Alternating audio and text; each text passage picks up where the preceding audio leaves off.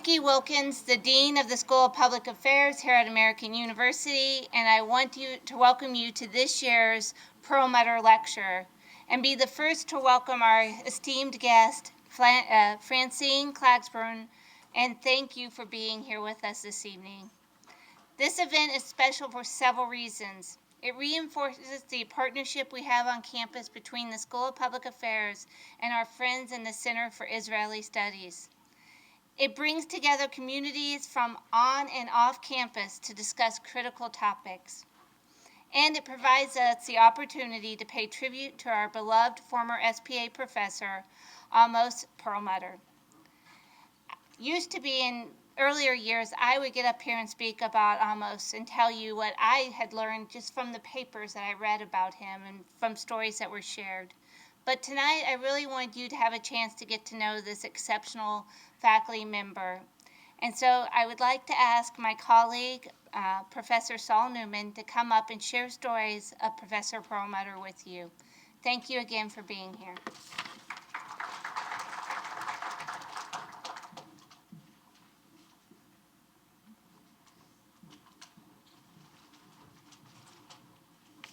Thanks, Dean Wilkins. My name is Saul Newman. I'm the Associate Dean of the School of Public Affairs, and I was honored to have been a colleague of Amos for many years. Amos, for those of you who didn't know him, was born in Bialystok, grew up in Israel, served in the Israeli military, served as an advisor to Shimon Peres, and then became an academic and wrote 15 books in political science, strategic studies, military studies, comparative politics, and several hundred articles, actually. And he was known for he was very eclectic, lots of different interests. But I think the book that he was most famous for was a book called The Military and Politics in Modern Times. And he published that book in the 1970s, and he was a scholar of the Middle East, so of course understanding the role of the military in politics was really important. He lived at a time of Hafez al-Assad and Gamal Abdel Nasser and Saddam Hussein and colonels and generals who ran Arab countries. But I think he was also fascinated, I know he was, because I used to talk to him about it, fascinated about the increasing role of generals in Israeli politics. Israeli state, when it was first founded, was a state where the politics was all about political parties. But by the end of his life, he saw the rise of Yitzhak Rabin, of Ehud Barak, and we live in interesting times now because we are living through the meteoric rise of one of the most recent Ramatkals, or Chief of Staff of the Israeli Army, and of course that's Benny Gantz. And I think he would have been fascinated and maybe even slightly perplexed about the role of military generals in Israeli politics. He was a big fan of civilian control of the military. His two great heroes were, not surprisingly, David Ben-Gurion, but also Winston Churchill for his role as a civilian leader of the military. And I think talking about Golda Meir tonight would have been absolutely fascinating for him, because Golda Meir, of course, is the quintessential example of the complexity of civilian control of the military. Of course, she was Prime Minister of Israel in 1973 during the Yom Kippur War, and her actions prior to the Yom Kippur War, during the Yom Kippur War, and after the Yom Kippur War, in terms of how she balanced politics and military strategy, is an unparalleled example of the complexity of the role of civilian leadership of the military. So I'm sure that our speaker tonight is going to touch on that issue, because that was a critical moment probably in Golda Meir's career. I think the other thing that makes Golda Meir really interesting, and probably would have been really interesting to Amos, was Golda Meir, as I said, lived at a time where political parties in Israel were supreme. She was very much the creature of her political party, the Labor Party. We live in very different times today. We live in times where political parties are the playthings of former generals or the playthings of TV personalities, rather than the opposite, where political parties really sort of define political leadership. So I think he would be fascinated tonight as well to hear our speaker speak about how the party system works and what political leaders used to be like compared to what they're like today. And we're very, very fortunate tonight that the person who will be moderating that conversation is our own Professor Pam Nadel. Pam Nadel is the Patrick Clendenin Chair in Women and Gender History, chairs AU's Critical Race, Gender, and Culture Studies Collaborative, and is our longtime director of the Jewish Studies program.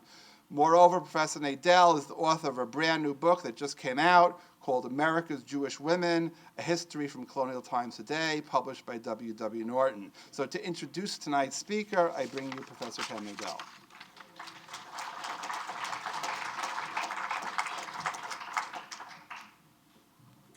Hi, good evening. I am so excited to be introducing Francine Klagsbrun this evening. I have, long before I ever met Francine, I have admired her, I knew her work, and I was in awe of all of her accomplishments, and that was long before she wrote this astonishing award-winning book. Francine Klagsbrun is the author of more than a dozen books, including The Fourth Commandment, Remember the Sabbath Day, and Married People Staying Together in the Age of Divorce.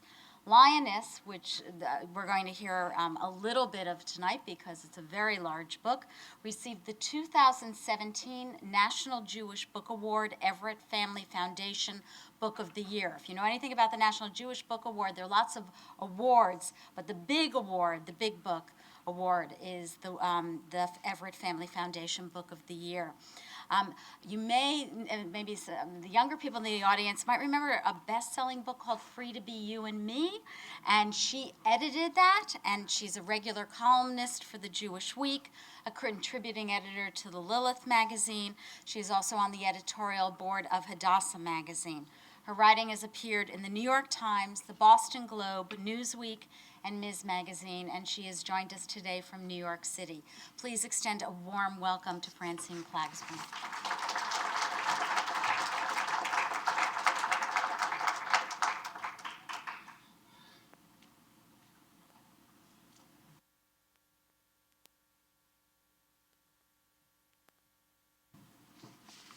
Thank you so much, Pam. Pam's new book is terrific.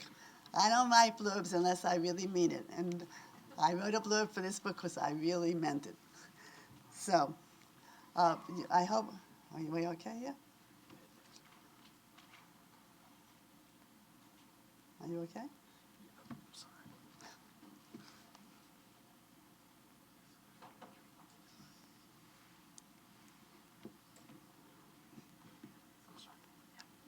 Can everybody hear me? Is that what the problem? Okay.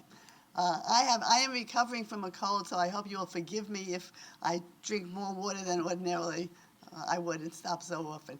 But okay, before I begin, I want you to see a little piece of an interview with Golda Meir. Okay. Look at the screens around wherever you can. The former Prime Minister of Israel, Golda Meir, is currently visiting this country on behalf of Israel Bonds and the UJA on the occasion of the 25th anniversary of the launching of Israel Bonds. And by the way, this is Mrs. Meir's only network television interview. And we welcome you to our country and to our program. It's Thank you very much. See you again, Mrs. Meir. You say racism was equated with Zionism. Then you must also say that Zionism is equated with Jews. And what they did at the UN was to give a legal stamp to anti-Semitism, to call it by its right name. And that's serious. There are anti-Semites in the world. And now it's been legalized. And of course, if you say that Zionists are racists, that Israel is a racist state, then it's almost necessary to destroy that state. I mean, it has given legal sanction, one, for anti-Semitism, which affects every Jew in the world, and two, for anything that the Arab countries may want to do against Israel.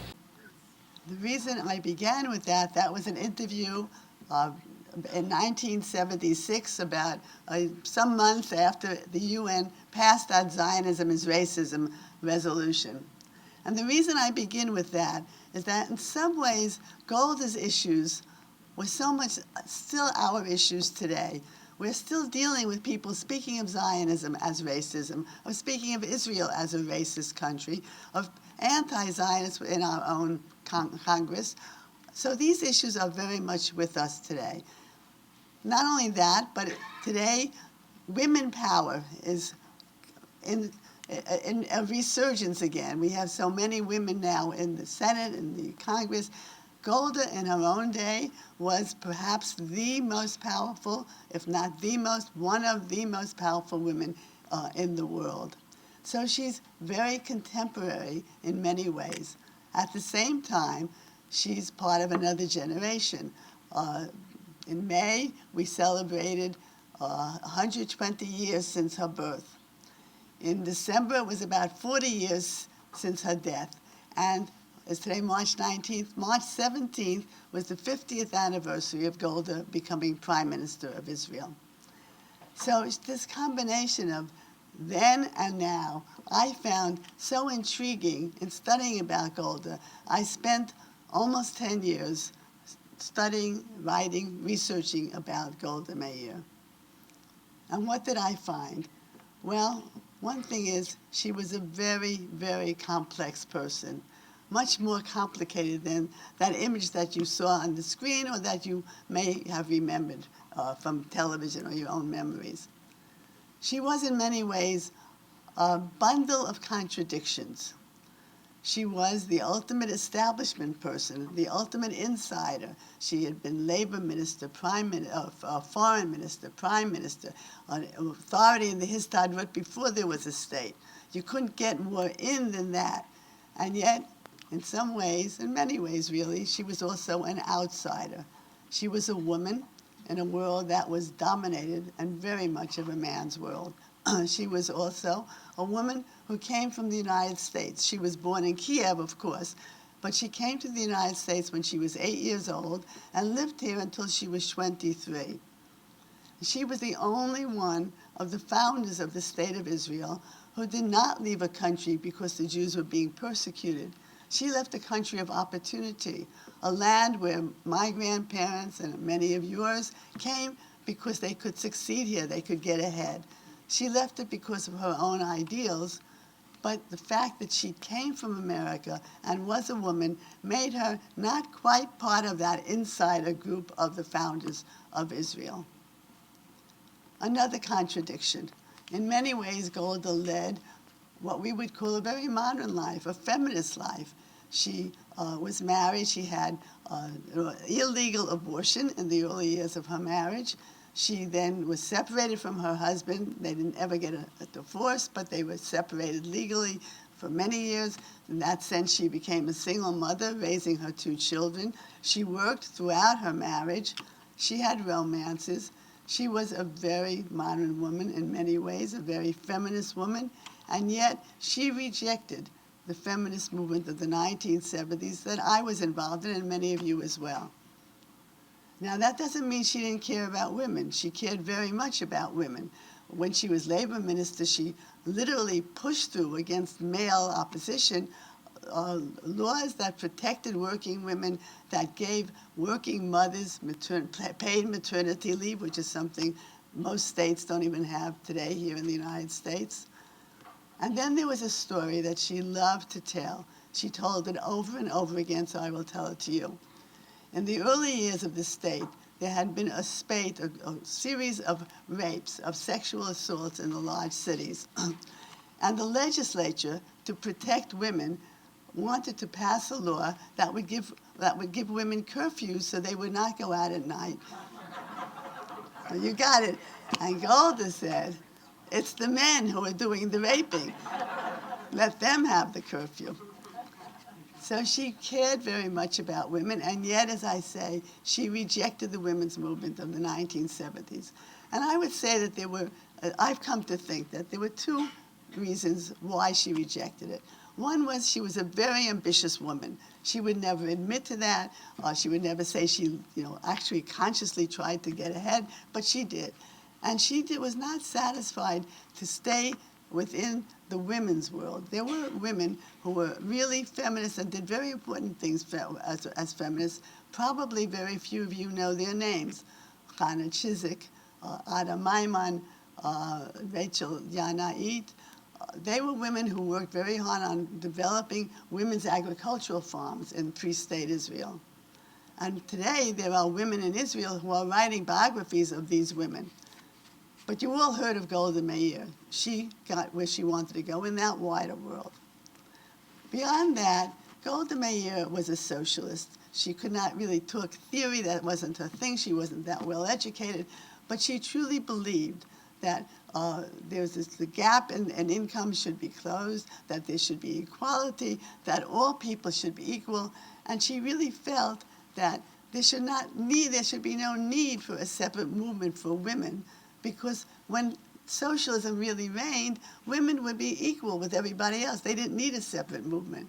In this, she was very contrasted with Shulamith Aloni, which is a name some of you may know. Shulamith Aloni was about 20 years younger than Golda, very active as a feminist and a civil rights worker in Israel. One would have thought that these two very strong women would be good friends, but they were adversaries. They hated each other, basically. Shulamith, who I interviewed at great length, thought Golda, because Shulamith was very educated, she was a lawyer, she thought Golda was a boor. Golda did not have much education.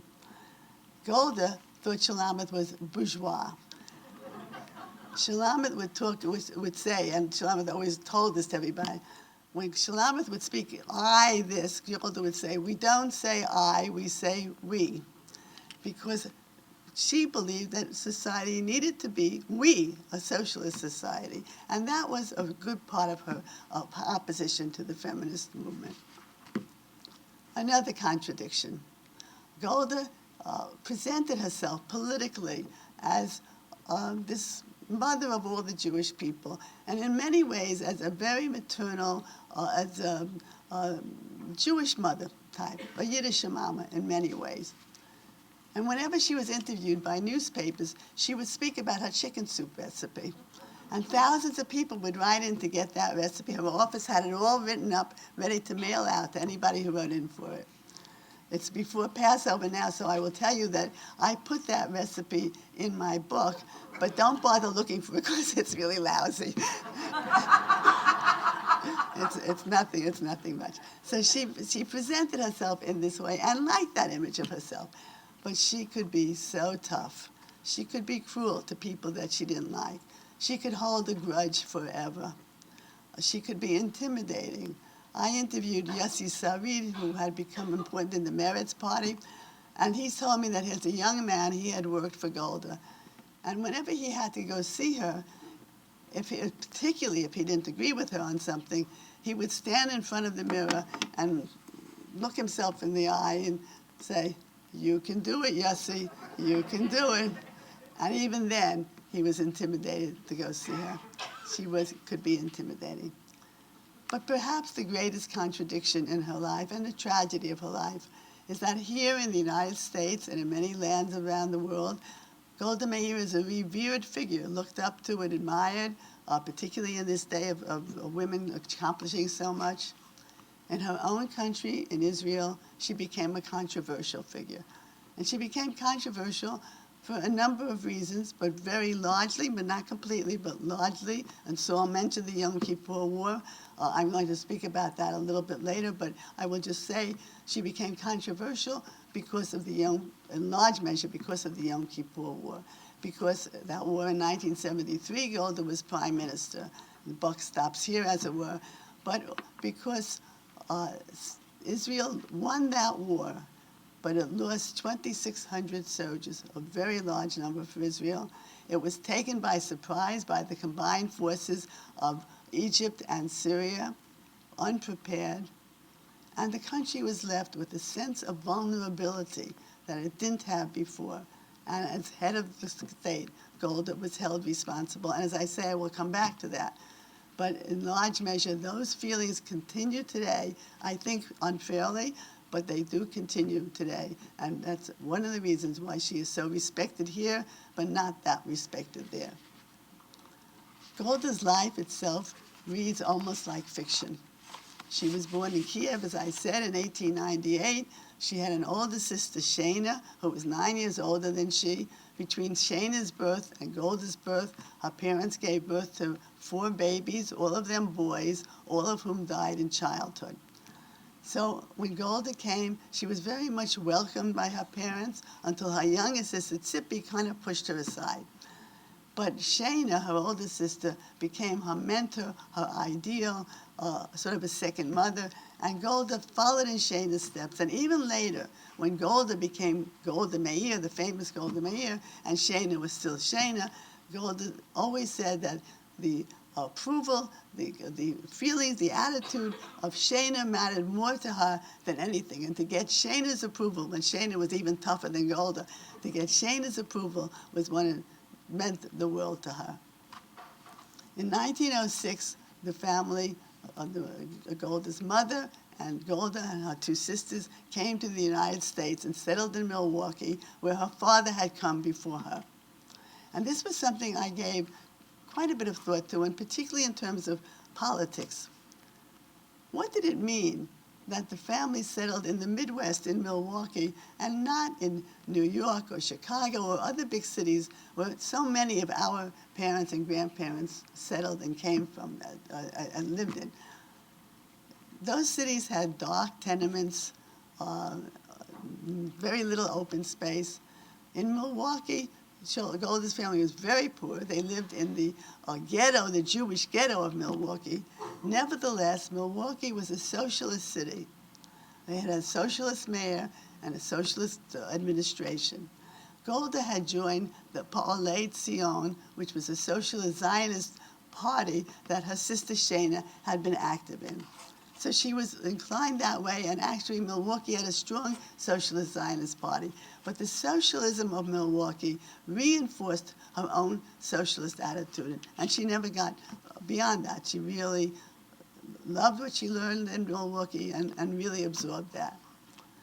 And even more, or along with that, Milwaukee was, in a sense, in those days on the frontier, on the American frontier. There was that sense of hard work. You work really hard, and you get what you work for. And Golda always had that attitude. She was the hardest working of anybody in the Israeli government. Took on any job there was to take on. And even beyond that, there was that sense of the frontier moving outward. There was a sense of optimism in Milwaukee, in the country as a whole at that time. And Golda always spoke of herself as an optimist. A Jew, she would say, does not have the luxury of not being an optimist. In Milwaukee, Golda went for a while. Her sister contracted tuberculosis, Shana, and went to live in Denver, Colorado, which had 2 big Jewish tubercular hospitals. And Golda came to live with her sister for a little while. At her sister's table at home, there was a gathering of the intellectual Jews of the consumptive hospitals, the same Jews who would gather on the Lower East Side of New York, arguing about everything, any issue that was going on in the world. And Golda, the young Golda, absorbed much of that. It was her opening to understanding politics, to understanding world events. In Denver also, Golda met the man she would marry. His name was Myosin, and Golda, he was a sign painter. He was not educated, Morris Myosin, he was not any more educated than Golda, but Golda was very taken with him because he loved music. He was very cultured. He loved music. He loved reading. He loved books. And he opened up that world to Golda that she had had nothing of. Her family was good enough, but there were no books in her home, no books at all in her home. And music was something, they didn't have the luxury of listening to music. So she was very taken with Morris Myosin. All of her life, Golda would be attracted to men who were very cultured, who were very intellectual. I'm looking at your faces, and I'm seeing that you're thinking Golda Meir was attracted to men. Golda Meir had affairs. Well, she did. So first of all, I will tell you that the men themselves were not so gorgeous either. And second of all, she was very attractive as a young woman, thin and good-looking, and had tremendous charisma. So men were always very attracted to her. But at this point, she and Morris fell in love and were married, and her name became now, from Golda Mabovich, her birth name, she became Golda Meirson. And all the documents, I read thousands of documents in Hebrew and in English, and the documents, so many of them refer to Mrs. Myosin because that's who she was for a very long time. She did not become Golda Meir until 1956, when David Ben-Gurion made her change her name, Hebraicize her name. But at this point, she was Golda Meirson. Well, Golda and Morris decided to go live in the land of Israel. I'm going to have a little drink now.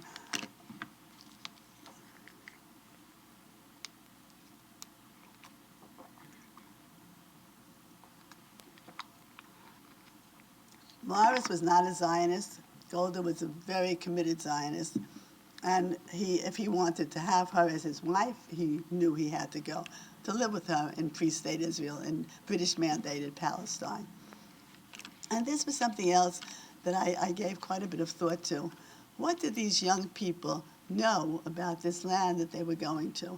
They knew that it would be very difficult to live there, it would be very harsh, but they had no idea of how difficult. They had spoken to shlichim, emissaries who came, they read some books, but they had no idea what it was meant to build cities on sand dunes, for example. They knew there was another people living in that land. There were Arabs, there had been Arab rebellions, there had been Arab protests. They knew that, but they believed, as did, for example, Theodor Herzl, that with time, the Arabs would come to accept them. After all, they were bringing with them Western ways. Why? There were new ways of agriculture, new ways of farming. Why would that not be accepted? Well, as we know, the Arabs had their own culture, and they were not accepting that. Another mistake they made, there was at that time a big Yiddishist movement in the United States. There was this idea that all the Jews in the world were going to be speaking Yiddish. And Golda and her friends, although they spoke Yiddish at home, spoke English to each other. They were American kids. They began speaking Yiddish and writing to each other in Yiddish, and learning Yiddish as well as they could. And of course, when they came to Palestine, and some of her friends went with her, and Shana went with her, they discovered that Hebrew was the language of the land. Hebrew, there was a renaissance of Hebrew. There were new words were being created. There was such excitement about Hebrew. And Golda was at a great disadvantage. She was sent at one point early on to speak at a conference. She showed leadership abilities quite early, and she was sent to speak at a conference in Tel Aviv, and she spoke in Yiddish. And after that, she was sent to a conference in Degania, which was the first Labor Party's kibbutz, agricultural settlement, and she began to speak in Yiddish, and one of the kibbutzniks got up and shouted at her, "No, it was bad enough you spoke Yiddish in Tel Aviv, in Degania, no." And Golda was humiliated, but she had to go on in Yiddish. Well, of course, over the years, she learned Hebrew, because she lived in Palestine and then Israel, of course. But she never became proficient in Hebrew the way she was in Yiddish or English. She just never quite mastered the language. And for me, it was very good, because when I was reading documents in Hebrew, and it was something Golda said, I could always understand it very easily. It was like my American Hebrew. But she really struggled with that. In fact, Abba Eban, the great intellectual, said about Golda, jokingly, it's bad enough that she has a limited vocabulary of 2,000 words, but why doesn't she at least use those 2,000 words? Well, Golda got back at him a little later when she was told that he speaks 5 languages, and she shrugged and she said, well, so does the waiter at the King David Hotel. But Golda struggled and learned Hebrew. Morris and Golda settled at first in Merchavia, a kibbutz. Golda loved kibbutz life. Morris hated it. And they left because at this point the marriage was beginning to fray. Golda wanted to keep it together. And they left and they went to live in Jerusalem, both of them working for the Histadrut at very low-level positions, the Public Works Department. And then Golda gave birth to their 2 children, Menachem and Sarah, and stayed home.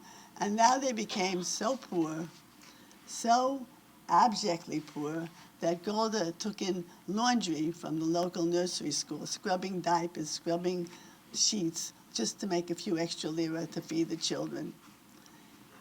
And then, around 1927-28, a man named David Ramos, who would later become one of Golda's lovers, and I believe the great love of her life, David Ramos, who at this point had a high position in the Histadrut was the labor union, the general labor union that ran everything in the country. David Ramos offered Golda a position working with the Women's Workers' Council, which was the women's labor union, but it was very closely connected with the Histadrut, and later becoming head of the Pioneer Women, which today is called Na'amat, the Pioneer Women here in the United States. Golda accepted this position, took the children, and went to live in Tel Aviv, and that was the beginning of the end of her marriage. It ended 10 years later. And now began for Golda a real climbing within the Histadrut, climbing the ladder, taking on more and more positions. At one point, she must have had 5 jobs at one time, or 6 jobs at one time. Anything that needed to be done, Golda took on.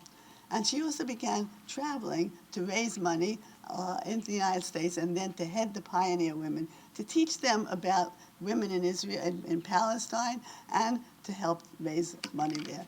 And she went back and forth, leaving her children sometimes for 9 months at a time. The children resented it tremendously when they were young. By the time I met them, I got to know them very well. They accepted, they thought, look what she had accomplished, and they were not complaining, and they were defending her also because of negative things being said about her. But that's what she did, back and forth, and gradually rose within the Histadrut, and within then the Mapai Party, the Labor Party. She was always connected with the Labor Party. The Mapai was an earlier name. Polei Zion was a name outside of Israel, always of the Labor Party, and later it became the Labor Party. And so she rose in this. In 1938, Golda was sent, and she spoke about this as a turning point in her life. She was sent to a conference on Avion on the shores of Lake Geneva. It was a conference that Franklin Roosevelt had convened. There was no state yet, so she was not an official delegate, she was a representative. And this was a conference to decide what to do about the refugees. These were Jewish refugees. What to do about the refugees that were now wandering around Europe, that were being, at this point, the final solution had not yet been worked out, but these were refugees that were thrown out of their countries. Austria had already been invaded, or they knew enough to get out, but where were they to go? And he convened a conference of 32 nations. 31 of them had all sorts of excuses why they couldn't take the Jews. We have enough Jews. We don't want a Jewish problem. Oh, they were all professionals. What will we do with all those professionals? Well, we just don't want Jews. The 32nd nation, the Dominican Republic, offered to take in 100,000 Jews to work land that was very, very difficult to work. A few Jews did go there, and if any of you ever go to the Dominican Republic, there was a synagogue that celebrates those Jews. But all of the others refused to take any more. And Golda listened with tears running down her eyes and held a news conference afterwards. And she said to the people interviewing her, listening, talking to her, she said, I only hope to live long enough to see the time when the world will not feel sorry for my people. And looking back years later, she spoke of this as a turning point in her life. She spoke to a young journalist. And she said, it was not as if those people were anti-Semites. They knew how bad Hitler was. They knew that this was very difficult. And yet, they couldn't find it in their hearts or their homes to take in the Jews. And she said, and from that I learned a lesson that I always carried with me. It's true that we will need to have friends in the world. But bottom line, in the end, we need to depend only on ourselves. In 1930, 1939, as you know, the Second World War broke out. And now the Golda and others within Mapai, Mapai was the party that controlled everything in pre-state Israel. The decision was what to do with the limited resources they had. How could they help in this terrible event that was going on in Europe? How could they help? What could they do? One of the things they did, at that very time, as you also know, England passed its white paper, which was restricting the number of Jews that could come into the land of Israel. So one of the things they did was they created what was called the Mossad Aliyah Beit, an alternative aliyah, an alternative way of getting Jews in, which was to sneak them in, to get rundown ships that they rehabilitated and to sneak them in the evenings. The British, of course, called it illegal immigration. And what interested me was that Golda was at the center of this. It's something I never knew before. But her home in Tel Aviv became a center where messages were sent out to these boats that were sneaking in at night, codes and messages and shortwave radios in her little home in Tel Aviv. But beyond that, Golda was a very strong advocate for to use whatever resources there were to help the Jews of Europe. And this became now, I don't know if I'd say philosophical, but a question within the issue of this pre-state Israel at this point. And the question was what to do with these resources. So David Ben-Gurion and Eliezer Kaplan, who was the treasurer of the Jewish Agency, and another man named Grunbaum, felt very strongly that there wasn't that much they could do to really help the Jews, and so all the resources should be used to build up the land of Israel, to build up this, what will be a pre-state Israel, and then would be a state, they hoped, to use the resources for that, to keep building settlements. And Golda and David Ramos and others, but Golda in particular, felt so strongly that whatever resources they had should be used to help save Jews. There is no Zionism now, she said, except for saving Jews, except for the rescue of Jews. That is Zionism. And the sad thing is that they were both right and they were both wrong, because they were just a small group of people. They had limited resources. They were helpless, basically. They did what they could. They sent some people behind the lines, behind the enemy lines. But it was a terrible, terrible time, well, for, everybody, all Jews, but it was a terrible time for them because what Golda spoke of is that cursed helplessness that they felt. And that cursed helplessness became a motive in a way for their determination to create a state of their own. They were building the infrastructure for a state, but it was never clear, would they remain a part of a mandate? Would they become part of a federation? But this cursed helplessness was a driving force in their knowledge that they had to build a state of their own. In 1947, as you know, the UN passed its partition and plan, a resolution, and the Arabs rejected it, the Jews accepted it. David Ben-Gurion knew that as soon as the state would be declared, the Arabs were going to invade, they were going to attack. And the Jews were desperate for money, desperate to have money to buy arms. At this point, the Soviet Union was still a friend of Israel, a pre-state Israel, and Soviet satellites were willing to sell arms to them, but they needed money. They desperately needed money. And so David Ben-Gurion sent Golda to the United States to raise money to buy arms. A man who knew her very well, had heard about her as a schnorrer. That's what he said. He heard about her as a schnorrer before that. But looked back and thought about her. Golda came to the United States on a freezing cold day in December. She had not a dime in her pocket. She walked from the bus station to wherever she had to go.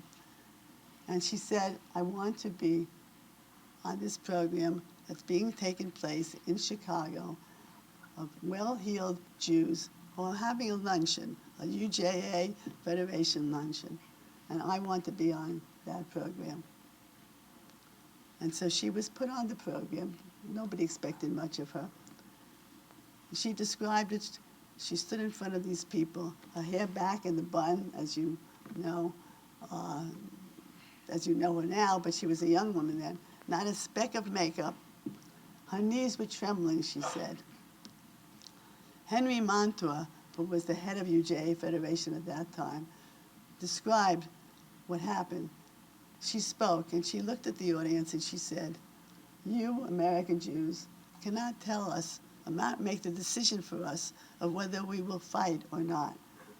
We will fight, even if we have to fight with stones. But you, American Jews, can make the decision whether we will win or the Arabs will win." And Montour said, there was a dead silence in the room when she finished, and then a standing ovation and people applauding wildly and people throwing out pledges of money to help Golda and the Jews. And she then traveled around the country with people from the UJA. And when she finished, about a year later, she came back with $50 million, which was a huge amount of money in those days. Later, and they bought the arms from Czechoslovakia with that money. Later, Ben-Gurion would write, that when history is written, it will be said that there was a Jewish woman who got the money that made the state of Israel possible, and that was Golda. In 1949, Golda became the labor minister of Israel, and aside from what she did to pass legislation for women, she passed very important legislation, what's called the National Insurance Act, that became the basis of Israel's social security system to this day. It was very progressive. In 1956, she became the foreign minister of Israel. David Ben-Gurion was not happy with Moshe Sharet, who was the foreign minister. He was too moderate for Ben-Gurion. Ben-Gurion liked Golda's activism, and he manipulated it so that Golda could replace Moshe Sharet. Moshe Sharet never forgave her for that. But she became foreign minister, and she was the only woman foreign minister in the world at that time, the first and only. And whenever newspaper reporters would say to her, and they would all the time, "Mrs. Meir," and her name became Meir now, "Mrs. Meir, what is it like to be the only woman foreign minister in the world?" She would reply, "I don't know. I've never been a man." And then in 1969, she became Prime Minister of Israel. As Prime Minister of Israel, Levi Eshkol had died suddenly. There was a struggle between two young men, Moshe Dayan and Yigal Alon, and Golda was, in a sense, the compromise person to take over. She was now in her 70s, and she was spoken of as an interim prime minister. But once she took over, it became very clear that this powerhouse of a woman was running her party and running the government and was not about to leave. But now we will come back to the Yom Kippur War. As you know, in 1967, Israel conquered the territories that are still controversial today. Anwar Sadat was the prime minister, was the president of Egypt, and he was willing to talk peace to Israel if they would first return everything that they had conquered, everything, and ensure the rights of the Palestinian refugees. Nobody, not even the most left-wing person in the government, was willing at that point to give back everything without negotiations. And Golda was certainly not willing to do that. And I want to just say and make this very clear, Golda was not a messianic Jew. She was not, she did not believe in a greater Israel. She did not believe that Israel needed to keep all the territories. She cared about security more than about anything. She felt that parts of those territories needed to be kept for security reasons, and only for security reasons. She always worried about too many Arabs and the demography of it. But they were not going to give everything back. There was an idea at the time that, and Sadat kept threatening war if they didn't give it back. But there was what they called the conception, an idea that Egypt would not go to war against Israel until it got Scud missiles from the Soviet Union, which had now reversed itself and now was a friend of the Arabs, not of the Jews any longer. until they got Scud missiles that could hit Israel itself from the Soviet Union. And Syria would not go to war without Egypt. And Golda was reassured time and again by her general, Moshe Dayan, and Eli Zaira, who was the head of Amman, the the military intelligence forces, that there's no way there will not be a war. It's a low probability of war is a term that was used.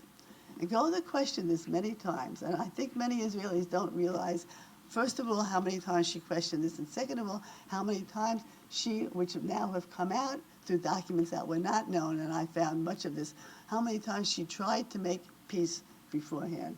She sent messages to Sadat through the Romanian government, through the German government, through the American government, but he would not respond unless they were going to agree to give back everything. And so, meanwhile, she was trying to do that, and she was being reassured by her generals that there was a low probability of war. Few days before the war actually broke out, a whole bunch of hundreds, thousands of Soviet advisors in Egypt and Syria were being shipped home very quickly.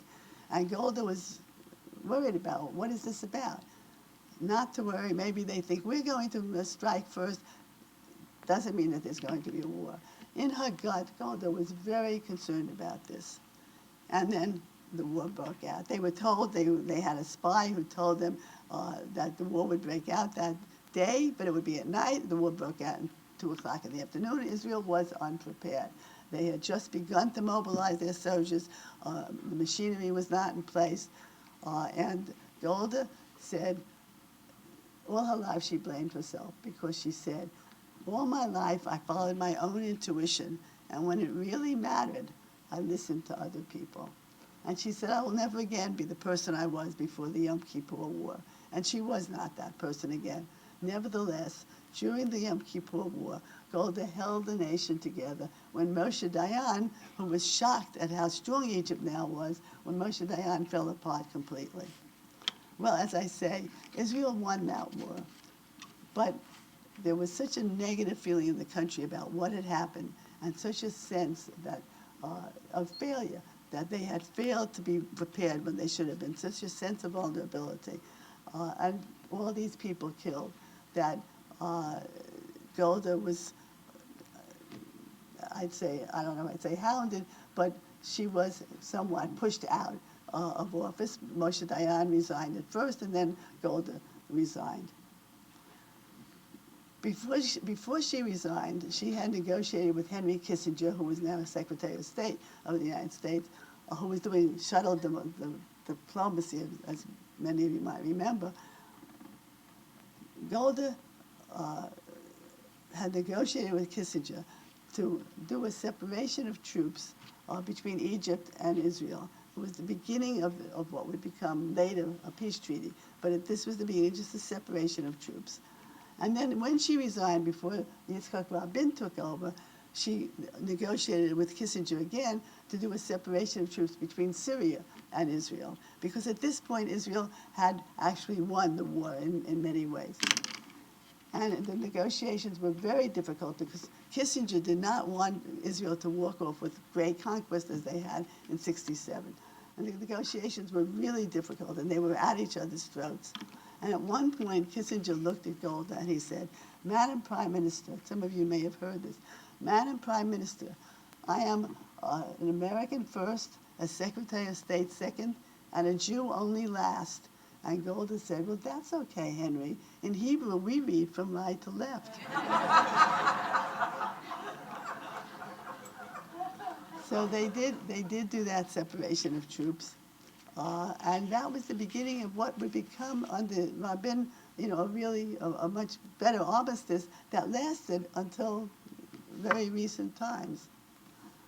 Then Golda retired, but she stayed involved, as difficult as it was.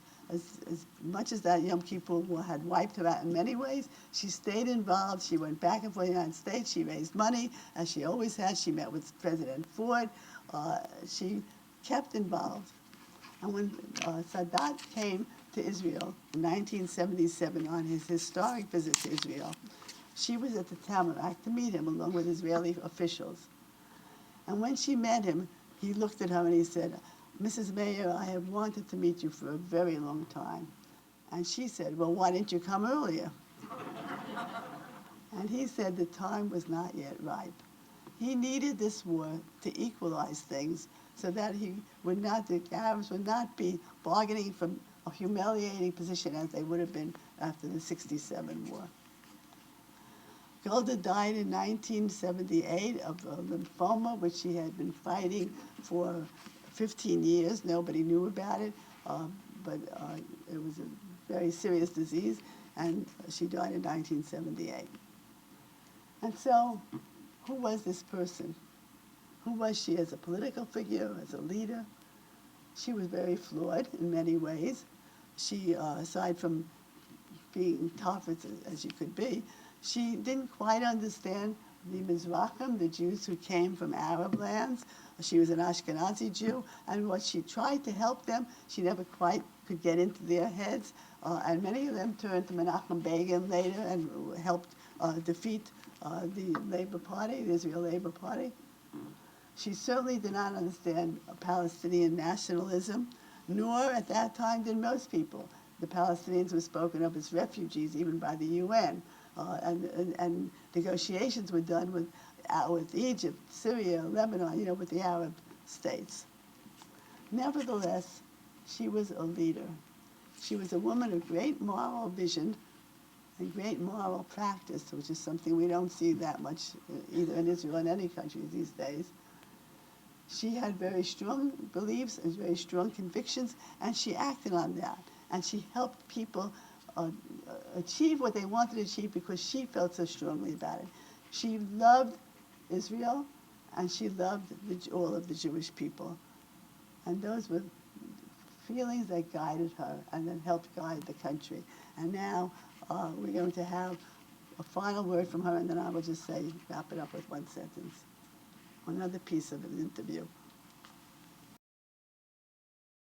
Do you have any words of wisdom for other people who have retired and find themselves in perhaps a similar position to yours? Well, I have no words of wisdom. All I can say is that every person should find the thing in life which is most vital to him outside of his own family life. But in addition to that, there must be something that one wants in the world. In Hebrew, the word cholem, the dreamer, and the word lochem, the fighter, have exactly the same letters. Only one place they change, but the same letters. And I've interpreted, and I'm not a Hebrew scholar, that only one who dreams a great dream finds that's important enough and sometimes essential to fight for the realization of that dream. I pity people that don't have dreams, great dreams, of great things to come, and that believe in them. I believe that the fate of my people depends upon sovereignty is reestablished. Mrs. Meir, at 78, you still have your dreams, and perhaps that's the secret of your greatness. There was something called Black Sabbath that Francine has written about extraordinarily beautifully, and the British arrested essentially the entire Jewish leadership of the Yishuv, but they didn't arrest Golda. And she uses it then, right? It's an advantage. It, and well, actually, she was a little upset that she wasn't arrested.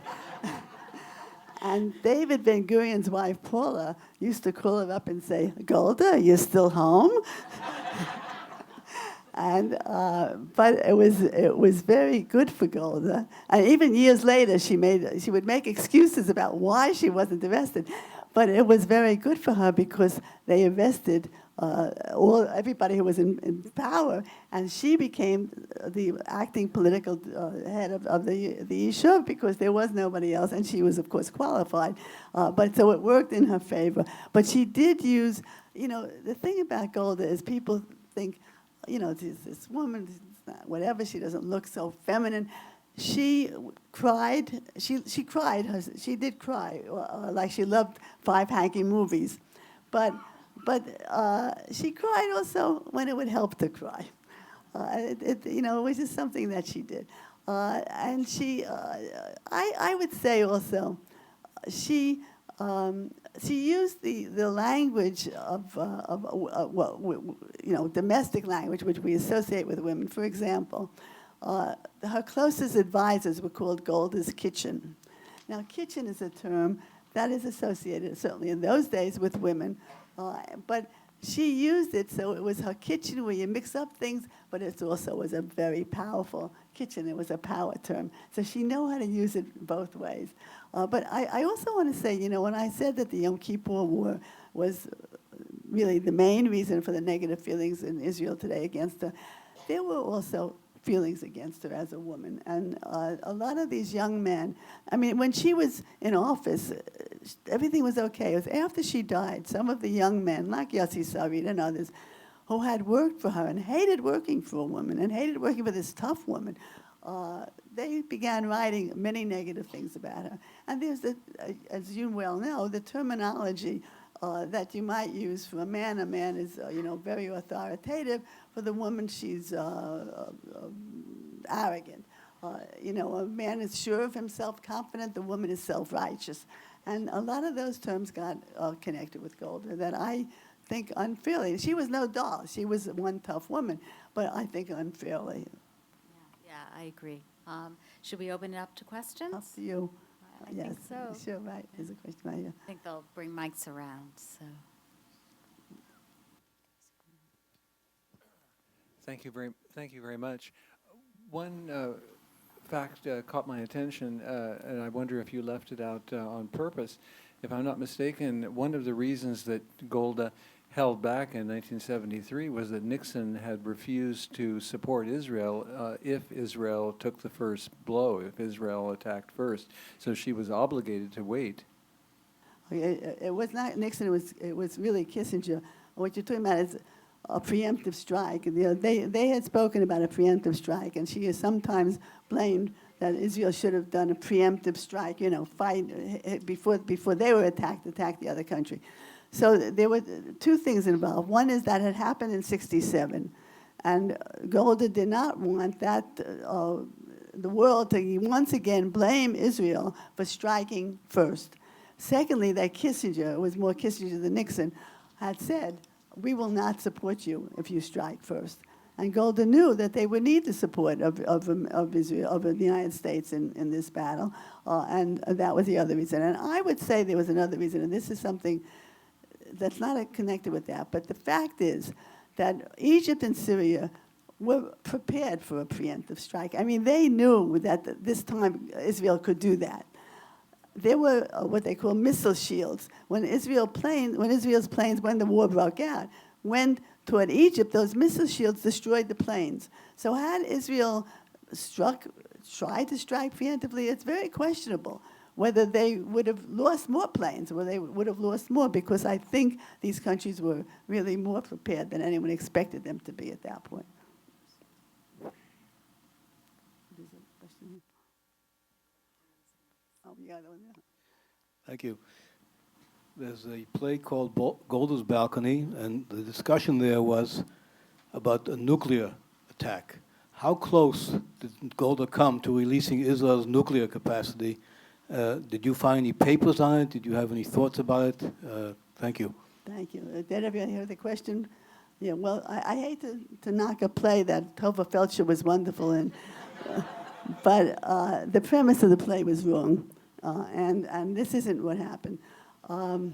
Israel was not close to using its nuclear capacity. It had that capacity. I interviewed Henry Kissinger about this, actually. I spent quite a bit of time with him. Now, I'm not saying you can believe everything that Kissinger tells you, but at this point, I really did believe him.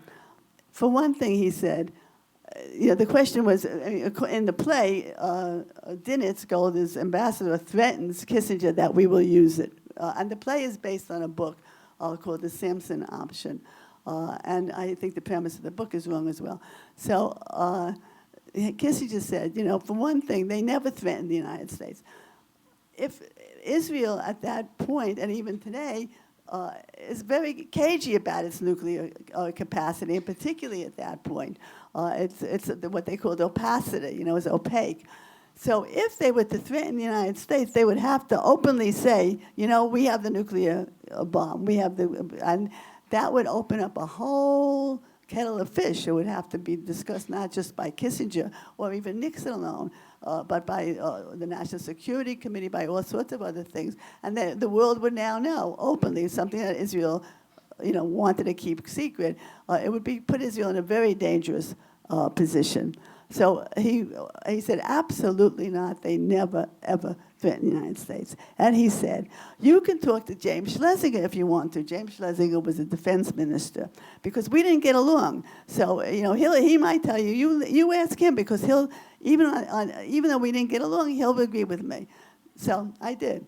I arranged an interview with James Schlesinger.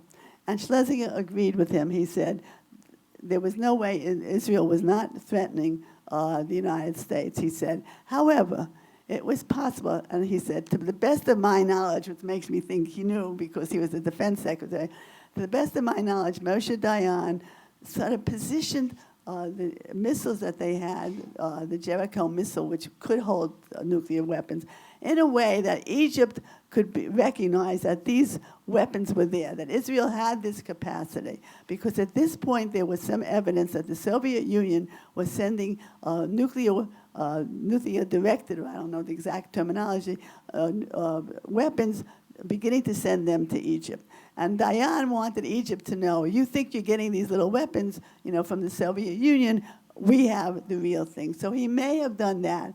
But as far as the threatening, that was not done. And not only that, after I wrote the book, an interview that I didn't have in the book because I had already written it, came out, or not an interview, but an incident, where apparently Moshe Dayan raised the issue of using unconventional weapons, the nuclear weapons, in this war. And Golda and the cabinet were horrified at the idea. And they said, absolutely not. They would not even think of it. Now, if Golda really thought, I've thought about this a number of times, if they really thought that they were going to be destroyed, would they have used their nuclear ability? I don't know. There was something they knew. Bottom line, they knew that America was not going to let Israel get destroyed. So from that point also, they would not have threatened using nuclear weapons. No, while we're waiting for the next question, I'm really curious, were there, because you interviewed such extraordinary international figures for this book, were there interviews that you wanted that you weren't able to get? Yeah, with people who had died. And actually, I really was close to getting Ariel Sharon, and then he had a stroke. Yeah, I mean, I think that the world leaders, so many people were gone. The other ones, it was not that. I mean, I used pull, as you do, as Jews do, to get to Kissinger and to get to Schlesinger, and to get to those big shots, and Shimon Peres, whom I did interview also. But there were so many people, who had passed away, and I would have liked to speak to. And I have to say, so many of the people I interviewed passed away. It took me forever to write this book, but nevertheless, so many people I interviewed passed away afterwards. Her children, whom I did get to know quite well, both died. I know the grandchildren, but the children have both died, and many others. And it made me very sad to see that. Makes the book all the more valuable to have this material. Thank you. Another question from the audience. Hi. I knew her personally, and she was really unpleasant, tough. I rarely, even when she laughed, it was like a cynical laugh. It wasn't, somebody happy. I knew her obviously a little bit later in life, in the 60s and 70s, but she also used her womanly thing. She dressed up as an Arab woman, all black, and she met King Abdallah, the grandfather of the current king, after the War of Independence. It was before the war, yeah. For the 48, yeah. Yes. So she did use it. And the stories about her affairs in Israel, really, and I couldn't understand how such an ugly woman, unpleasant woman, could have affairs. But Okay, well, as I said, the men were not gorgeous either. But, as far as the Abdullah story, I mean, it's a wonderful story. She went to see King Abdullah twice before the Independence War at Ben Gurion's request to try to get him and Jordan not to join that war because Jordan had the best army among the Arab nations. And the first time she went to see him, he was very cordial and and he treated her very nicely and so on, and promised that they would not even let another nation go through their land. And then, just shortly before the war, she had a very worrisome feeling.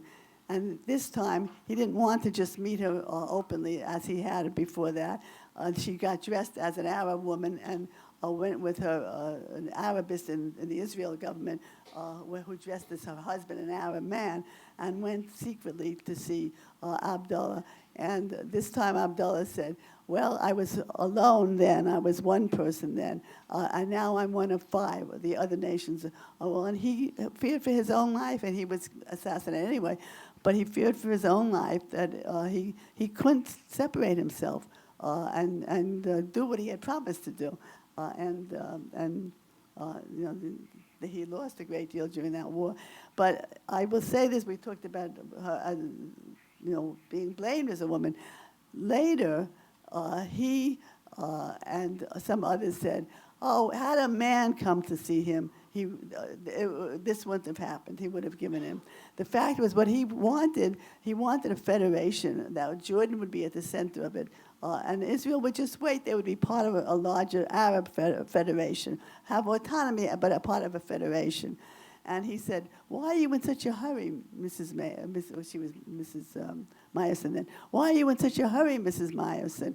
And she said, a people who have waited 2,000 years for their homeland again are not in much of a hurry, and we can't accept this. But he said, had a man done it, and there was no way. Nobody would have given in to his request, no man or woman. But again, she was blamed as a woman for that.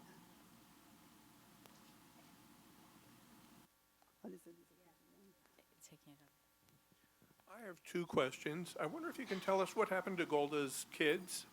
What sort of lives did they lead? And also my understanding is that during the war, Golda Meir was the strongest or the calmest in the cabinet. And I wonder if you would comment on that. So first, her children. Her son became a cellist. They didn't go into politics at all. Her daughter went to live on a kibbutz and lived on a kibbutz till quite late in life. I met her when she had left the kibbutz, Revivim, the name was the kibbutz. Golda used to visit there very frequently, and in fact, they have a room now, if you ever go there, they have a room set up to show you the room that Golda stayed in when she visited this kibbutz, Revivim. And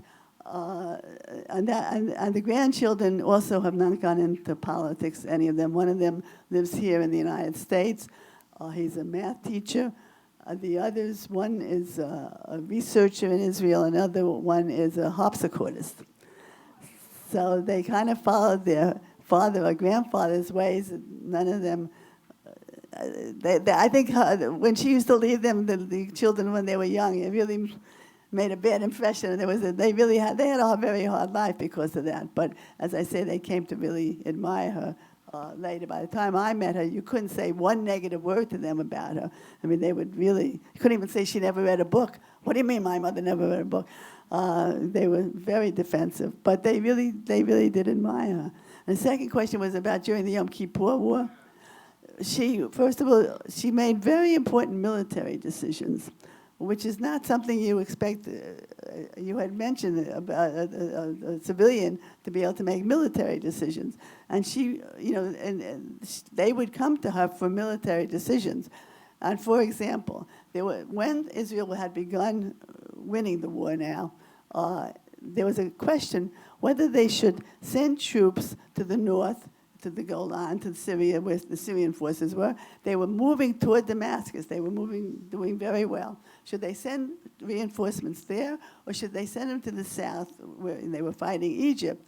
They knew there was going to be a UN armistice declared very quickly, very soon. The UN, a ceasefire rather, very quickly. And Golda made the decision to send the troops up north, because that way they would be so close to Damascus, they would really have something to show, some really strong bargaining point, whereas down south they had nothing specific to show.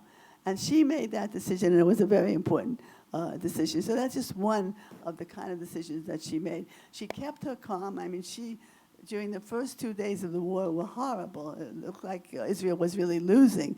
And Moshe Dayan kept saying the fifth Commonwealth, the fifth temple is being destroyed. They saw this as a continuation of the earlier Commonwealth.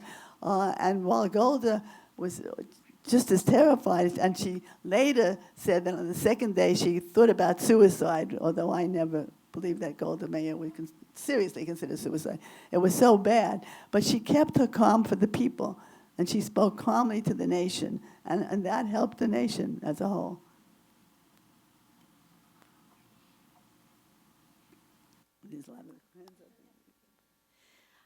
I wanted to ask you about your passion, going back to Golda's last remarks about something that you believe in. You're obviously passionate about this subject. Are you working on something currently that has grabbed you? Yeah, I'm supposed to be working on something presently. I mean, it's just in the beginning of it, but here I am talking to you instead of home working, right? I was asked to, I don't know if many of you are familiar with the Yale University series of Jewish lives, of small books, and I was asked to write a biography of Henrietta Zold, and that's going to be what I'm doing next. So from one great American Jewish woman to another. I feel that Right. way. I feel it's bookends. Yeah, You know, yeah. I think there's a question back there. Thanks very much for this fascinating talk.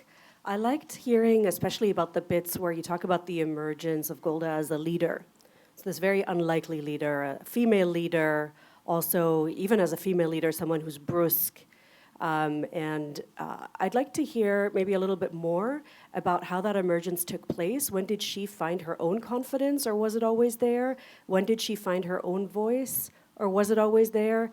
You described her rise in a poor household, so that couldn't kind of have been there all along. Was it really that just everyone got arrested and she was the only one left to show her leadership skills? So I'd love any other anecdotes. And when you're done with that, I also love to hear about the sordid affairs and her great love. We'll do the first one. It's very interesting because she often said, that any new job she took on, she did it with great trembling and great fear. But I can understand that because these jobs were so challenging. She was very stubborn from the time she was a young child. She was really stubborn and wanted her own way, and that was part of it. That was part of the confidence that she had. Somebody said to me, Amos Perlmutter, who was another man who died, who I just adored, who had been head of the Shin Bet, Israel's internal, it's like the CIA, I guess. He said she wasn't always right about her convictions, but she truly believed her convictions. And in believing her convictions, she gave the strength to the country to believe them as well. So I think there was an inner sense of confidence that she could do it. She could do this. She could take on this job. You know, when she became foreign minister, Moshe Sharet was furious because Ben-Gurion, as they said, manipulated things so that Sharet was out and Golda was in. And Sharet never forgave Golda for taking on this job. She should have said no, he said. But she had no training. She didn't have foreign affairs training. She didn't have diplomatic training. And many of the people who had gone through that training really resented her, when people even worked for her. But something in her, she knew she could do it. And she did it in her own way. She didn't do it as a conventional diplomat. She didn't use conventional diplomatic language. She was very straightforward. She said what was on her mind, and in very straightforward terms, and this reached people, and it reached world leaders as well, who respected her tremendously. So I think there was some inner strength that she had. She was really, people say, how come, and I don't know the answer, how come there has not been another woman prime minister of Israel, and how come she was able to do it? She was a remarkable woman in her own way without the training. Now, what was the other part about one of her affairs? The affairs. The affair with David Ramos? Which affair did you want to know? Now, you know what? I really believe you have to document what you say. So I really could document 3 affairs. Now, I'm sure there were others, as you said. But there were a lot of other rumors. I don't know. You know, it doesn't mean that all of those were really affairs, but there were probably other men. But David Ramos was truly, I believe, the love of her life. And he was the man who first invited her to work for the Women's Workers' Council and so on. And to look at him, he's nothing much to look at. But he was a very charming man, and he had other women before Golda. And I will say this, every one of the male leaders of the country had another woman, every one of them, right? Ben-Gurion, Weizmann, every one of them. So, you know, Golda was one of the people. She was one of the, she felt, why not? Why not lead, you know, this life? So she did. Just shows you how modern it was, right? That's What right. a modern world. Maybe we'll take one from over here. Thank you. What do you think Golda would have thought of today's Israel and Netanyahu? And what do you think her position would have been on the whole Palestinian issue and settlements? I think she would have hated what's, I don't know, I think she would have hated the power of the right wing and of the religious parties. Golda, as I said, was a secular Jew. She was not a Messianic Jew, and she did not believe in a greater Israel. She was willing to give back a great deal, negotiate a great deal, give back of the settlements, of the conquered territories. I think she would have been shocked at the extent of the settlements today, and I don't think she would have been supportive of that or wanted that. She really struggled with the right wing herself. One of the reasons she resigned, aside from there were protests and so on, but after the Yom Kippur War, she was voted into office again, and she had to put together a government. At this point, the Gush Emunim, which was the religious right, the young group of religious right-wingers, had become quite powerful. And they influenced the National Religious Party, which had been a party that always partnered, had always been a coalition with the Labor Party. And she could not, she was struggled, could not get together, put together a government because of the influence of this Gush Emunim and the right wing.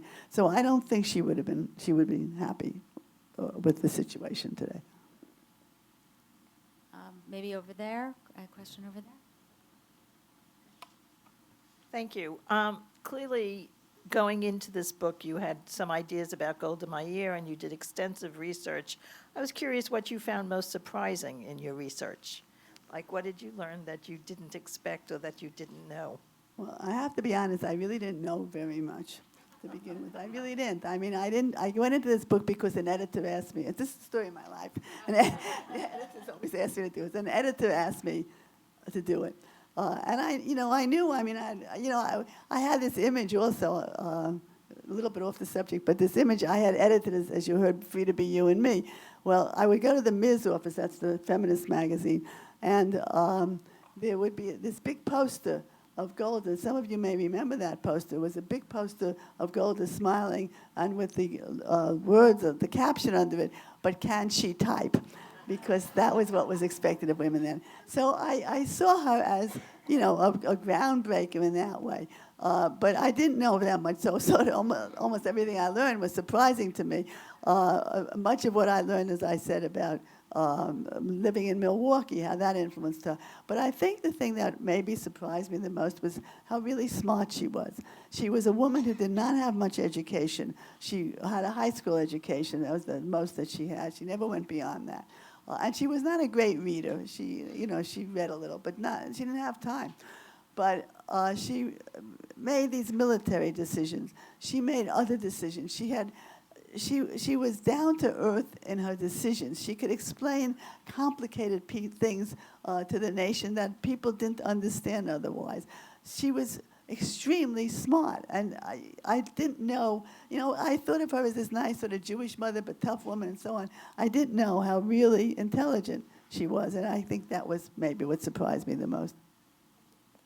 One of the other things that I think is so important in her biography that you write about are the American years, which people don't really know a whole lot about, but her formative years were in the United States. Right. Do you think that American piece was really critical to her future success? I do think the American piece was very, she was ambivalent, or spoke ambivalently. She loved America. She loved the democracy she learned about it. One of the things I did was I looked at the civics books that she studied in school.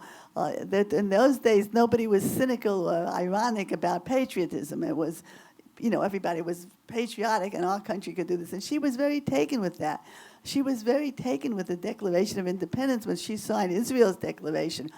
She thought about the signers of America's Declaration of Independence, and how awed she had been by that, and she had tears in her eyes. She was very taken with American democracy, very, very much. And she spent, I used to laugh because every time I'm reading about her, she's in America again. She would go every year, except for the World War II years. She spent time every year, a good part of every year in the United States, raising money. She cared very much about that.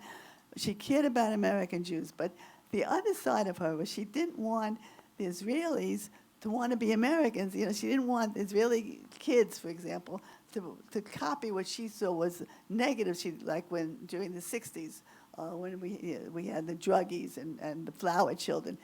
She hated that, and she wanted to protect Israeli children, from that. She didn't want them to be influenced by that. When somebody raised the question of whether the Beatles, the Israeli government did not allow the Beatles to come into the land, so somebody raised the country with Golda about letting the Beatles in, and she looked at her assistant like, who were the Beatles? She didn't know any of that. She didn't want any of that. And also when, for example, she was in the States after the crash of 1929, after the Great Depression. She came home and spoke to the people about that. She wanted Israelis to be proud of being Israelis, not to be Americans. But she herself, and she was very proud of being an Israeli, and she gave up her American citizenship. But she was very influenced by her studies in America, by her growing up here, and by the democracy, really by the democracy of America. Yeah, I think you really see that. Another question? I don't see another hand. No? Oh, okay, over here. Henry. How do you think she would react to the demise of the Labor Party, and how do you think she would explain it and address it? How would she react to the demise of the Labor Party? She was devastated. Menachem Begin, well, now it's the demise of it, but when they lost to Begin, she was devastated. The Labor Party was her whole life. As I say, it began with Polei Zion, and then Mapai, and then Labor. She was absolutely dedicated to the Labor Party, and she really felt that this is how the country should be led.